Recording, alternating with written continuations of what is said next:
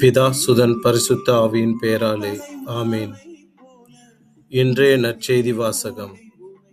அப்பங்களை பகிர்ந்தளித்தார், மக்களுக்கு வேண்டிய மட்டும் கிடைத்தது. யோவான் எழுதிய தூய நற்செய்தியிலிருந்து வாசகம்.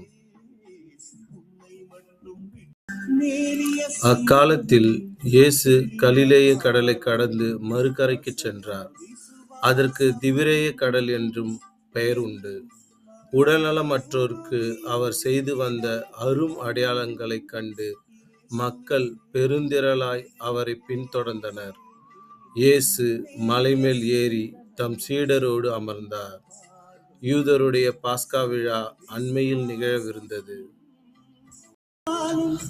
இயேசு நிமிர்ந்து பார்த்து மக்கள் பெருந்திரளாய் அவரிடம் வருவதைக் கண்டு, இவர்கள் உண்பதற்கு நாம் எங்கிருந்து அப்பம் வாங்கலாம் என்று பிலிப்பிடம் கேட்டார்.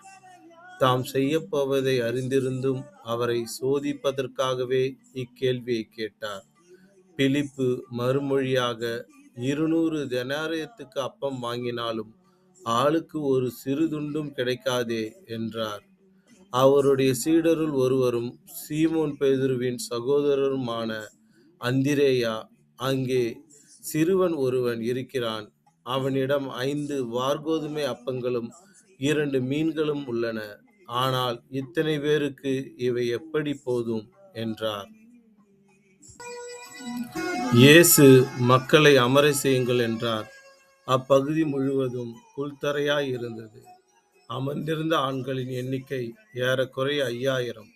இயேசு அப்பங்களை எடுத்து கடவுளுக்கு நன்றி செலுத்தி அமர்ந்திருந்தோருக்கு கொடுத்தார். அவ்வாறே மீன்களையும் பகிர்ந்தளித்தார். அவர்களுக்கு வேண்டிய மட்டும் கிடைத்தது. அவர்கள் வயிறார உண்ட பின் ஒன்றும் வீணாகாதபடி எஞ்சிய துண்டுகளை சேர்த்து வையுங்கள் என்று தம் சீடரிடம் கூறினார்.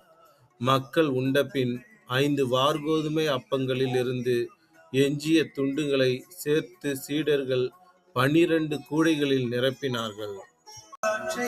இயேசு செய்த இந்த அரும் அடையாளத்தை கண்ட மக்கள், உலகிற்கு வரவிருந்த இறைவாக்கினர் உண்மையில் இவரே என்றார்கள்.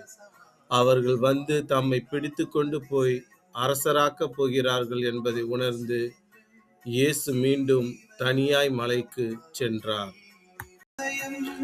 இது ஆண்டவரின் அருள்வாக்கு. கிறிஸ்துவே உமக்கு புகழ். Praise the Lord.